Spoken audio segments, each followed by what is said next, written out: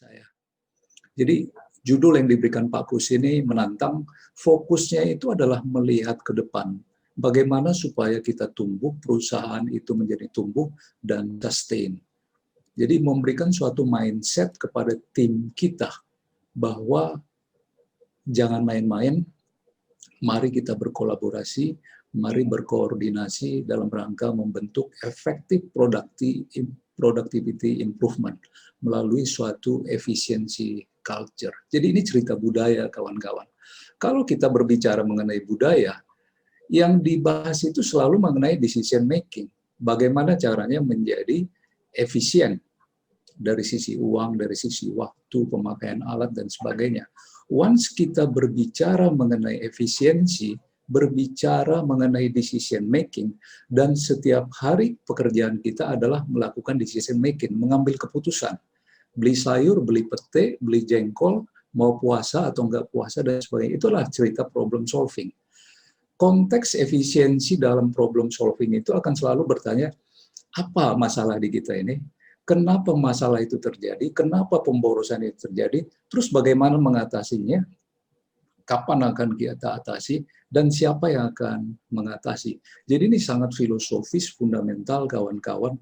Kalau kita berbicara mengenai kultur efisiensi, tindakan efisiensi, program efisiensi, kita nggak akan lepas dari problem solving. Inilah cerita di sekitar bulan Mei 2011 waktu saya diminta untuk menjadi Direktur Keuangan di PT XYZ Tbk. Coba kawan-kawan tebak di chat box silahkan, ini gambar apa? Bisa ikan, bisa burung, bisa iwak, bisa apa saja. Artinya kalau dia formnya, shape-nya itu menjadi nggak jelas, berarti kita, kalau ini gambaran diri kita, ini adalah orang-orang yang bermasalah. Kalau ini gambaran korporasi, ini adalah perusahaan yang sedang bermasalah. Masalahnya apa saat itu? Masuk surat kabar for wrong reason. Ada uang hilang 111 miliar. The fish rots from the head ini adalah peribahasa dari Turki. Ikan itu busuk dari kepala.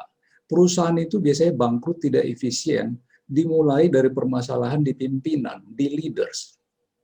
Kawan-kawan yang hadir pagi hari ini sampai dengan sore nanti adalah leaders atau future leaders Indonesia. Jadi bagaimana storytelling ini nanti akan melihat perjalanan budayanya dimulai dari pemimpinnya, nanti mengalir secara positif ke bawahnya. Basically di bulan Mei 2011, XYZ ini inefisien, super inefisien, bangkrut. Ini lihat beberapa hal di sini, uang kas hilang, di dalam perusahaannya banyak bandit. Kalau banditnya hanya satu, singular, ya bandit masih enak ya. Tapi kalau sudah bandito, plural, berjamaah. Kalau bos ikut berjamaah menjadi bandit, menjadi merah, bos banditos. Investment yang tidak ada penggunaannya, ya, investment overhead, spending tanpa ada kontrol. Di fraud lagi laporan keuangannya, dibilang laba, tapi nggak laba. On the other hand, operating cash flow-nya itu negatif 200 miliar. Minjam nih Pak Kus 50 juta US dollar. Dalam dolar bunganya hampir 9%. Jadi kita bilang waktu itu technically perusahaan ini udah bankrupt. Dan kita hitung kembali 1,4 triliun ada dana yang sulit diyakini pertanggungjawabannya. Either kemahalan, hilang, dan sebagainya. Harga saham jatuh, cost of goods sold-nya 95%. If your company cost of goods sold itu udah 95%, berarti sisa 5% untuk nutup overhead atau pajak. Biasanya udah pasti rugi di bawah gitu. Jadi, potensinya 1.400 pegawai kami waktu itu bisa kehilangan pekerjaan. Ya. Nah, yang menjadi pertanyaan kita waktu itu, ya kok bisa ya? Perusahaan TBK, ya, kelihatan di puncak gunung es iceberg itu sepertinya bagus, but you don't understand what's happening below. Ya, kalau dia sebagai TBK company, well respected biasanya ya. Kalau dia punya komisaris, punya BUD, punya komite audit, remunerasi, risk management dan sebagainya, ada internal audit, ada auditor dari luar, ada board manual, ada value-nya lagi, clean, respectful, sinergi, menjadi perusahaan yang terhebat di seluruh Asia, Asia Tenggara, dan sebagainya, komplit gitu. Secara perangkat, secara sistem, dia komplit. Tapi itulah kejadian yang tadi. Kita tanya ke tim kita, ada apa ini kawan-kawan? Begini Pak, dulu sebenarnya apinya itu kecil Pak Sabam, krisis kecil-kecil, terus ya dibiarin, akhirnya menjadi kuning, sampai akhirnya kita sekarang tiba di merah, siap diakuisisi, sudah bangkrut, masuk koran lagi, masuk koran untuk alasan yang salah. Dan kadang-kadang prinsip itu sering terjadi kawan-kawan, inefisiensi itu muncul, tapi kita bilang tarsok, Belanda masih jauh, rewel amat sih CEO-nya ini, kenapa sih harus rapat jam 10 malam, jam 1 subuh, masuk kantor jam 6 pagi, kenapa sih selembar kertas di tempat sampah harus dipungut oleh Pak Hanafiah untuk menyatakan filosofi dasar daripada efisiensi. Jadi inilah kejadian yang kita lihat, wah oke. Terus kalau gitu gimana? Kita ngobrol sama BOC-nya, Board of Commissioners-nya itu. Jadi kita kan menganut dua sistem ya, two power, BOC dan BOD gitu. Tapi karena situasinya waktu itu sudah overwhelmed, worry, takut, hopeless dan sebagainya, rata-rata indecisive biasanya dalam situasi kebangkrutan, dalam situasi krisis. Nggak ada yang mau ngambil keputusan. Apalagi misalnya urusan memecat orang. Masuk lagi di item 3 ini kita ke surat kabar ya kan. Siapa yang akan bicara nih? CEO, CFO atau siapa? Semuanya sensitif, emosional kalau kita udah masuk ke dalam suatu bara api yang membakar. Bukan lagi api yang sekedar menghangatkan. Incommunicado praktis yang terjadi di sana. Tapi waktu itu kita BOD baru, 3 orang mengambil keputusan. Cash, cost, leadership adalah yang pertama. Dan kita akan menjalankan prinsip command and control. Pokoknya komando di CEO dulu dan di direktur keuangan. Kita berbicara masa lalunya nanti dulu deh. Banyakkan masalahnya itu, kita berbicara ke depannya ini bagaimana kita ya. Jadi bagaimana kita mendorong mereka untuk berpikir bahwa hidup itu adalah sekarang dan ke depan. Saking banyaknya permasalahan itu, kita akhirnya bertanya, masalah kita ini yang mana, dimulai dari mana gitu. Sampai akhirnya kita rubah. Oke, jangan kita fokus ke cash flow-nya, jangan kita fokus ke efisiensinya, tapi kita fokus kepada pelakunya. Jadi dalam konteks problem solving, kawan-kawan, pertanyaan pertama tadi kan what-nya. Ya. Kita cari Pareto-nya. Kalau ada di Pareto di situasi di korporasi itu 20% yang bisa menggerakkan 80%, apa itu? Nah, kita sepakat, walaupun beberapa nggak sepakat ya, wildly important goals kita itu, KPI kita itu apa? Cash flow-nya atau pelaku di belakang cash-nya. Jadi kita bilang, enggak, pasti ini subjeknya yang bikin masalah ini. Jadi seperti peribahasa dari Turki tadi, the fish rots from the head. The head itu adalah kepala, pimpinan orang. Kita mulai dari leaders-nya dulu deh, dari timnya dulu. Bahwa productivity itu ada, inefisiensi itu terjadi, dia merupakan konsekuensi dari perilaku. Jadi kita urus itu manusianya. Kita tanya ke mereka kenapa menjadi terjadi seperti itu. Jadi kalau cash is king, oke, kita yakini. Tapi pada saat yang sama juga dengan metode 50-50 waktu itu ini kita praktis kita, mari kita periksa tim leaders kita itu siapa. Behavior-nya bagaimana terhadap cash is king. Ada permainan nggak di sana? Dan memang ada permainan, kawan-kawan. Account receivables itu sering di write off, sering diprovisi hanya untuk kepentingan teman-temannya di luar, nanti mereka di luar berbagi. Belum lagi ada company within company, ya, yang melakukan pekerjaan di perusahaan tersebut, tapi sebenarnya pemiliknya adalah partially dimiliki oleh pegawai kita yang di dalam. Efisiensi waktu itu menjadi ke arah cost cutting kita permulaannya dalam konteks command and control leadership, tapi pada saat yang sama kita jalankan juga cost and cash leadership. Bridging loan-nya itu waktu ditolak sama pemegang saham. Jadi kita minta waktu itu bridging karena cash-nya sudah habis, tolong dibantu, tapi ditolak. Mereka bilang, kamu urus sendiri, bila perlu kalau perusahaan ini harus masuk ke liang kubur, ya sudahlah gitu. Tapi kita meyakini juga kawan-kawan ke dalam kehidupan yang amanah, solusi terhadap masalah kita, problem solving kita itu ada di sekitar kita. Nah, ini saya ingin menekankan ini ke kawan-kawan. Nggak usah cari kemana-mana. Jadi solusi kita itu adalah di people kita, tim kita. Kita berbicara ke mereka. Sehingga akhirnya kita putuskan, permulaan dari segala budaya perbaikan efisiensi diurut yang pertama dari our people. Baru masuk prosesnya seperti apa, SOP-nya seperti apa di dalam. Baru kita ke program eksekusi atau operations-nya. Maksudnya begini ya, kalau people-nya itu amanah, ihsan, tawakal, yang proses ini sama operation, yang next-nya berikutnya itu, biasanya akan membaik. Kalau perbaiki orang ya, yang lain itu akan ikut gitu. Jadi perjalanan efisiensi adalah perjalanan improvement of the behavior of the people. Akhirnya kita udah tahu permasalahannya adalah people. Tapi kita bilang, kenapa menjadi seperti itu? Jadi kita belajar root cause yang bertanya 5 why. Ini dari Toyota Corporation di tahun 60 yang menemukannya ini gitu. Dan kita yakin kalau semua masalahnya mau kita urus, itu membutuhkan resources, membutuhkan cash. Kita lagi nggak ada cash. Jadi kembali ke formula 20-80 Pareto, mana root cause yang paling utama kita benahi, dan kita melakukan survei di antara pegawai kita, beberapa ambasadorsnya kita tanya, inilah yang mereka sebutkan sebagai penyebabnya, kenapa terjadi kebangkrutan, kenapa terjadi inefisiensi.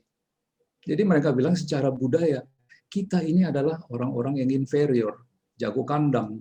Kalau keluar dia berat, ketemu bule dia berat, ketemu orang Singaporeans dia berat. Begitu dia kembali ke dalam negeri, dia menjadi arogan, ya. Terjadi juga manajemen inboxes. Ada nggak silaturahmi di antara kalian? Ada Pak. Ya, tapi basa-basi lah. Oke.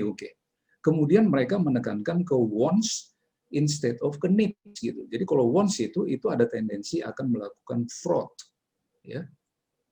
Kalau dia berbicara di sekitar needs, dia akan menjaga dirinya sesuai dengan amanahnya. Ya, saya ambil sesuai dengan kebutuhan saya, which is gaji saya, THR, bonus, dan sebagainya. Plus yang 4 ini, inilah pendapat mereka, pimpinan kita itu merasa jadi raja, Pak, jaraknya jauh banget, terjadilah blaming game, comfort zone, gosip, dan sebagainya. Ya. Jadi ikan busuk dari kepala ini merupakan root cause. Sehingga dalam program efisiensi itu, fokus kita bukan ke objeknya, bukan ke cash flow-nya, bukan ruginya, bukan ke sales-nya, tapi kepada pelakunya. Nah, apa yang terjadi dengan mereka selain ikan yang busuk dari kepala? Ada budaya sungkan kalau kita ngomong ke mereka itu. Sulit mereka untuk menyatakan tidak, apalagi ketemu bos misalnya.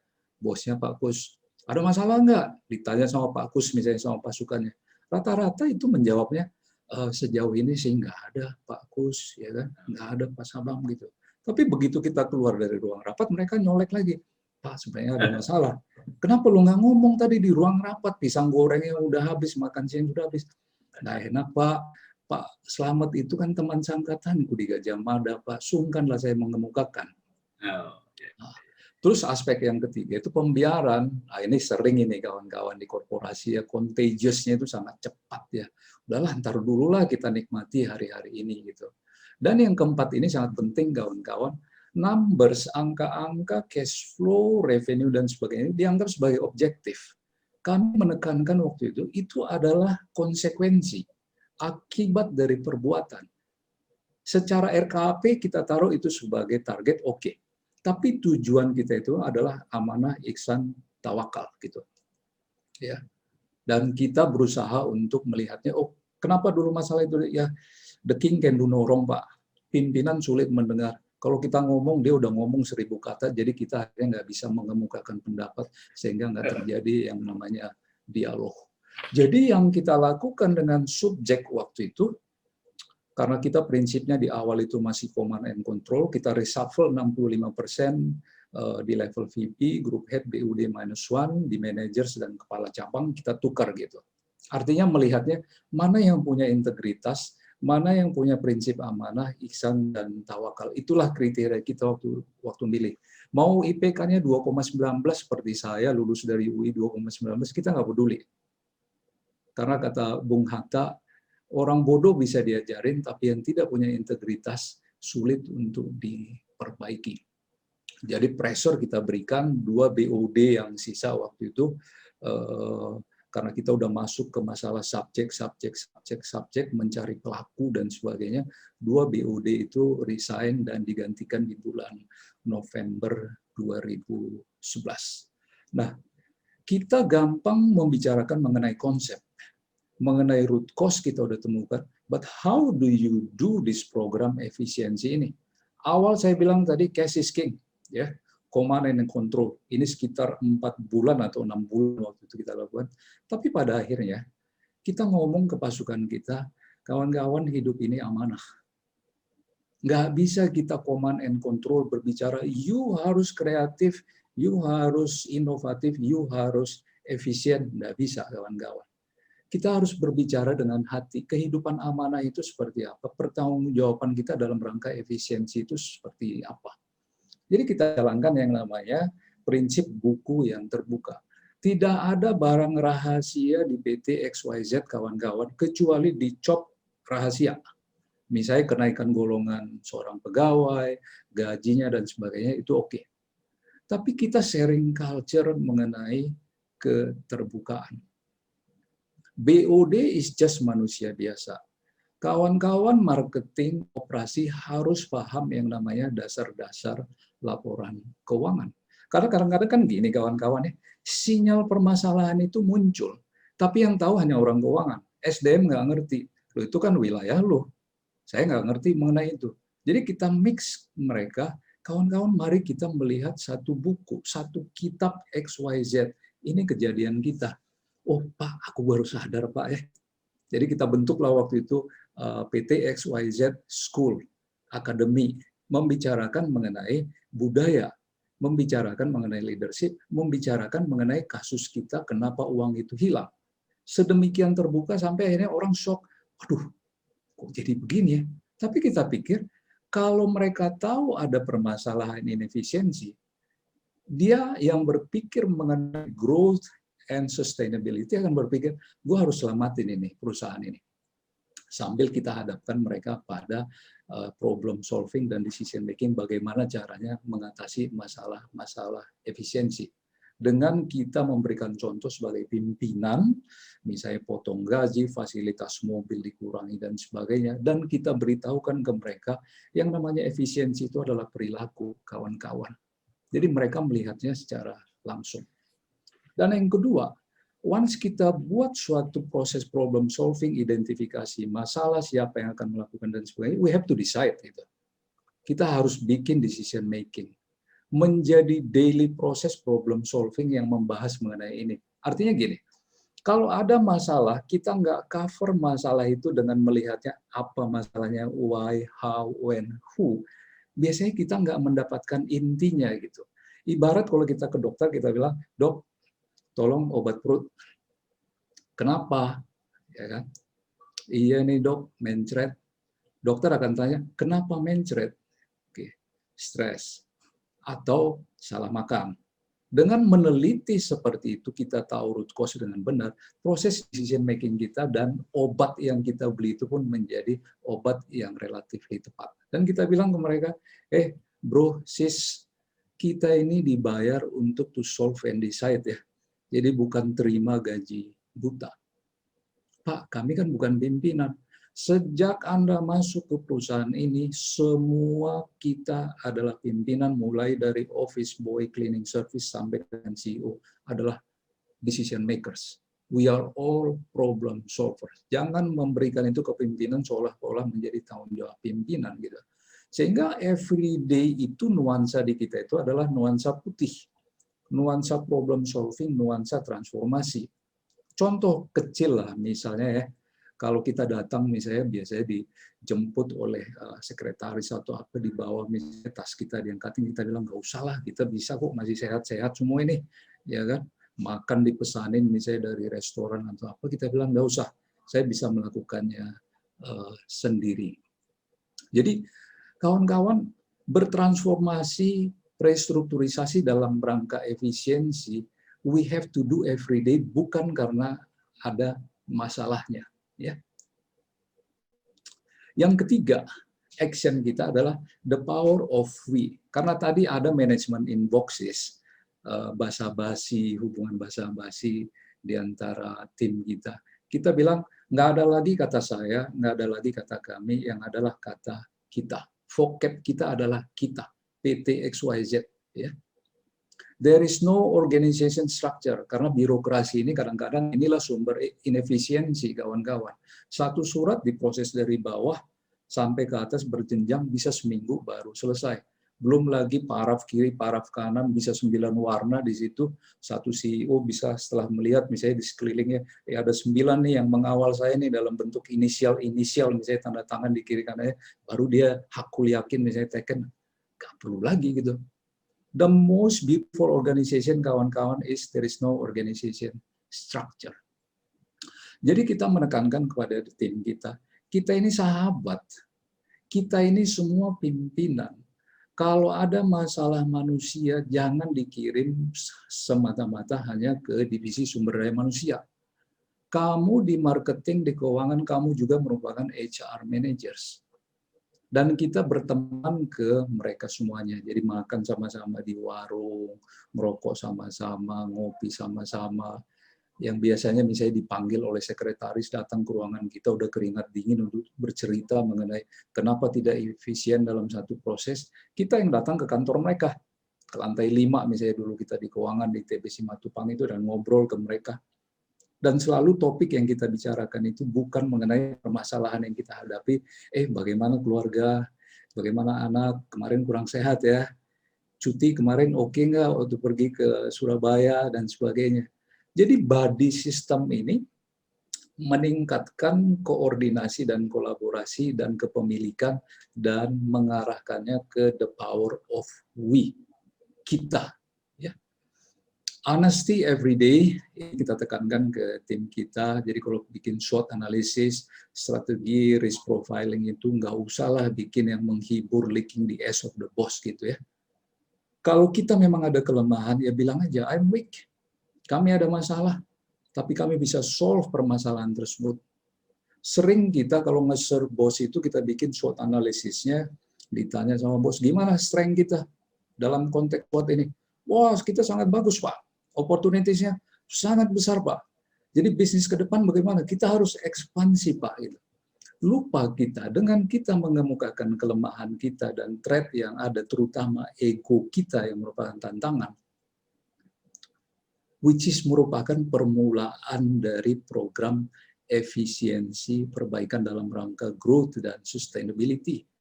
Jadi sebaiknya kita jujur, kalau weakness kita lebih banyak dan pada saat itu kita banyak, ya sudah, akui ada masalah. Kalau ego kita tinggi, arogansi kita tinggi, ya sudahlah, mari kita belajar untuk humble di dalam kehidupan dalam rangka membangun dua yang di kanan, opportunities-nya menjadi lebih baik, strength-nya yang lebih baik. Jadi satu contoh yang kita berikan waktu itu, tim kita pada saat presentasi ke kita itu kadang-kadang bawa 50 slide presentasi, kita bilang nggak usah lah, bisa nggak dibikin 3 halaman dalam konteks problem solving, apa masalahnya, kenapa masalahnya terjadi, dan how. Kesulitan mereka di awal, nggak terbiasa, tapi itulah budaya efisiensi, dibawakan ke konteks problem solving, dan juga mengakui kalau ada masalah, nyatakan ada masalah, supaya di-solve permasalahannya. Juga kita tekankan melalui PT XYZ School Academy itu, dalam dunia sekarang ini, kalau kita mengambil decision making itu, harus ada data analytics-nya. Data analytics artinya dia akan menghasilkan informasi, baru kita bisa membuat decision making yang bagus, problem solving yang bagus. Dan pemahaman mengenai financials ini penting, karena financials ini sering membuka strategi, sering membuka permasalahan ada di perusahaan. Jadi keuanganlah yang pertama yang mereveal ke semua fungsi lain situasi kita seperti apa.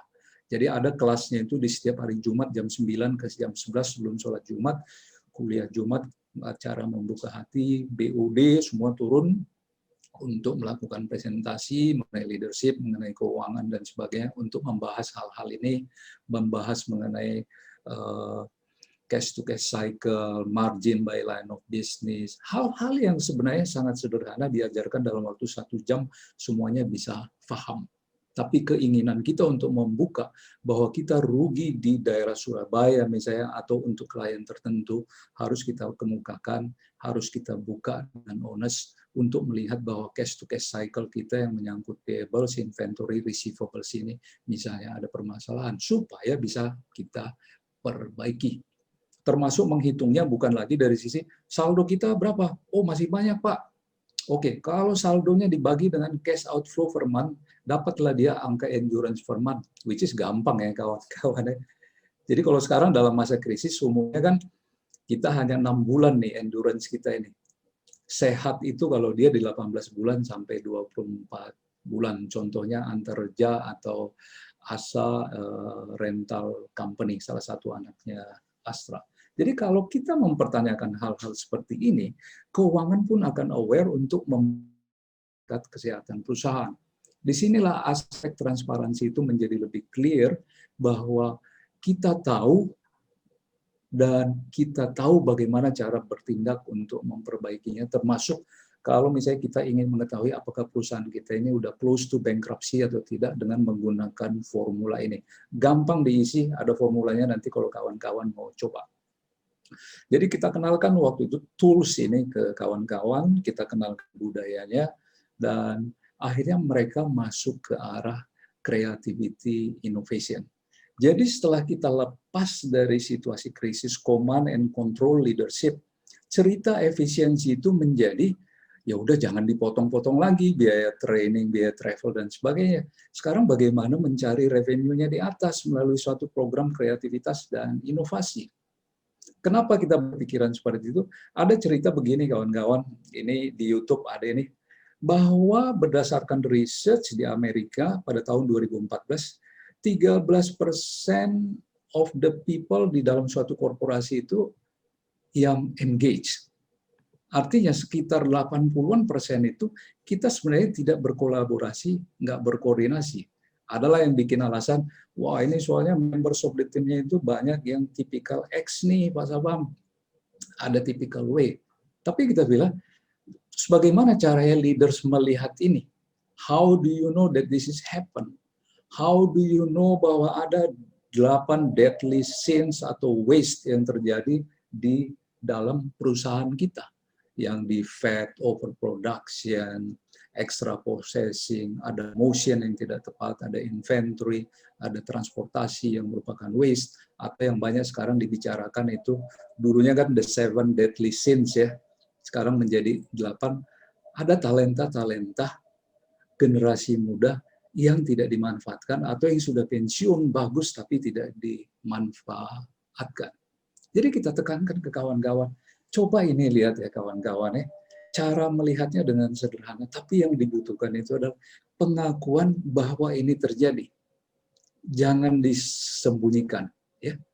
Jadi kalau kita berprinsip kawan-kawan PT XYZ bahwa hidup kita adalah amanah, value system kita itu adalah clean, respectful, synergy, ya mari kita bersatu dalam satu cinta. Bahwa dulu ada permasalahan, ya sudah.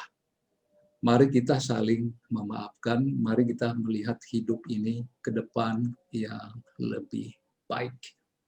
Jadi kita sepakati akhirnya dengan mereka, kalau bisnisnya sudah negatif margin bertahun-tahun dan dianggap sebagai non-core bisnis, nggak usahlah dipertahankan. Kita cari bisnis yang berbeda, kita allocate manusia kita ke sana. Yang overhead-nya dihentikan.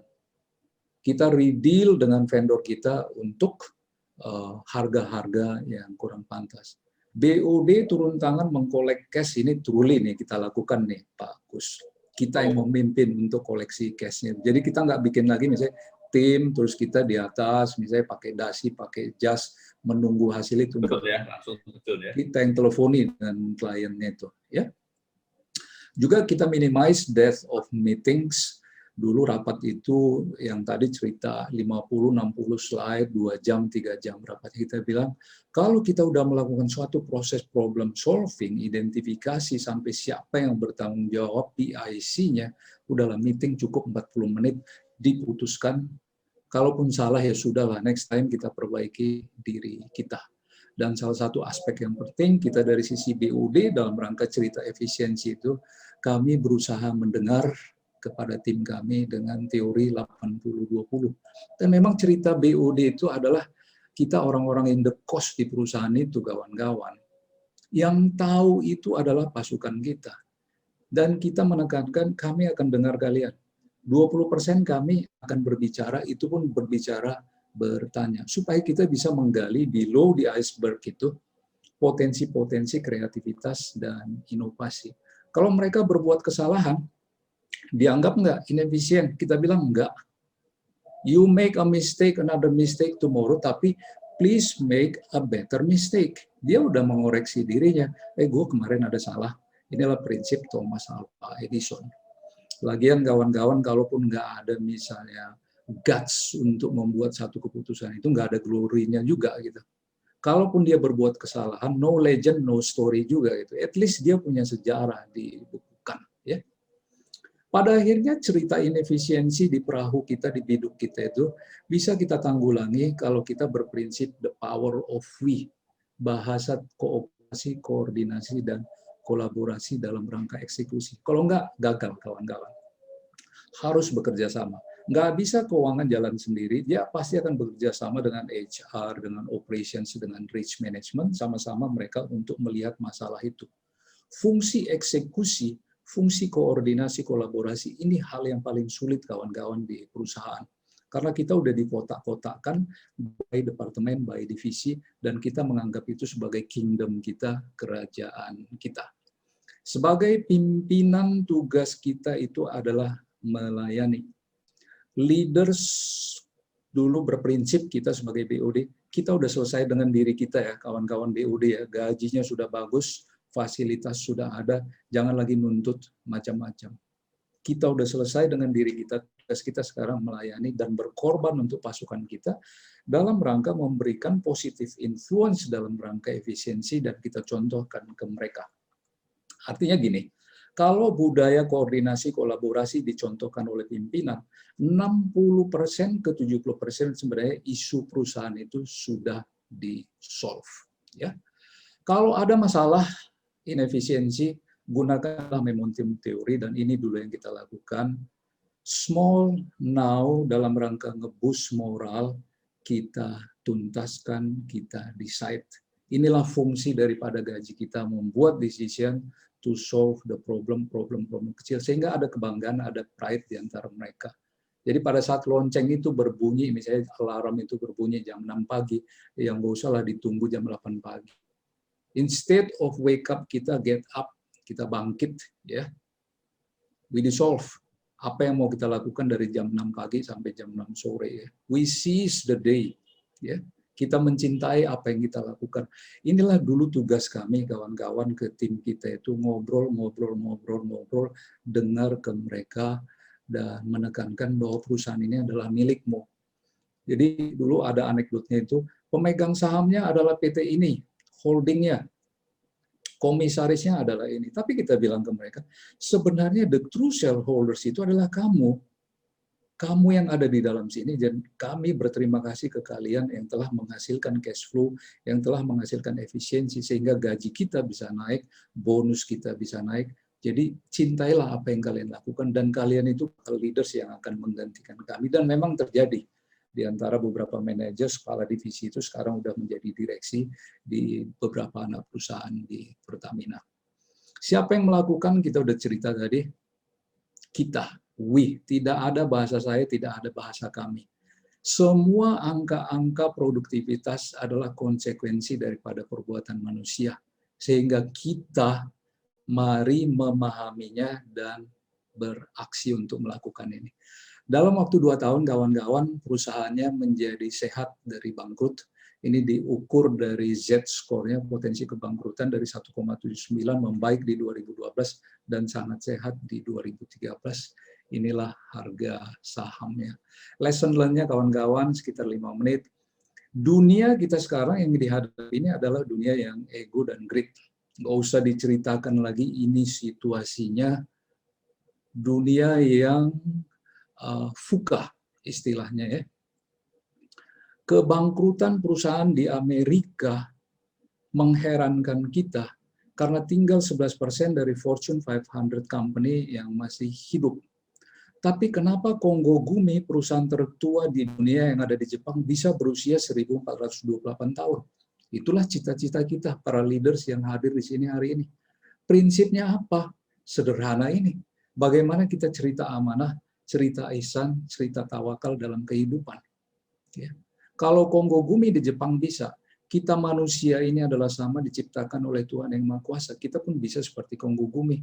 Jadi nggak seperti S&P 500 di poin ketiga ini, yang dulu rata-rata usianya 67 tahun, sekarang tinggal 15 tahun. Tugas kita sebagai leaders itu adalah to solve and decide kalau ada masalah inefisiensi. Mumpung apinya masih kecil, kita jaga.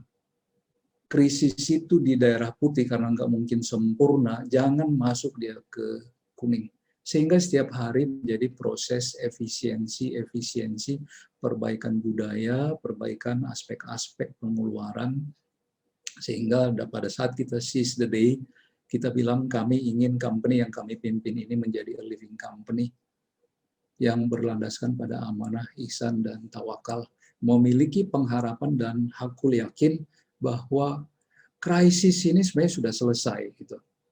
Nggak perlu menunggu new normal. Mari kita bereksekusi, mari kita berkorporasi, berkoordinasi dalam rangka menciptakan kreativitas, inovasi. Karena pada akhirnya, you cannot cut the cost all the time. Nanti akan demotivasi. Yang kita cari itu adalah diferensiasi dengan menaikkan angka di atas revenue-nya, dengan mencari orang-orang yang memiliki sikap yang amanah dalam rangka membawa company-nya menjadi sustain. Inilah gambaran perusahaan kita, kawan-kawan, ibarat pohon ini yang disirami oleh amanah dan compassion, akar yang kuat di passion, perseverance. Pokoknya adalah di people, di kemudian ke proses baru operations, the power of we kita dalam rangka memboost efisiensi, dan tentunya karena kita ini adalah umat yang beragama, matahari ini adalah lambang dari keberadaan yang Maha Kuasa dalam rangka program budaya efisiensi berjalan di perusahaan. Saya kembalikan ke Pak Kus, mudah-mudahan menginspirasi. Kalau ada Q&A, kami persilahkan. Makasih.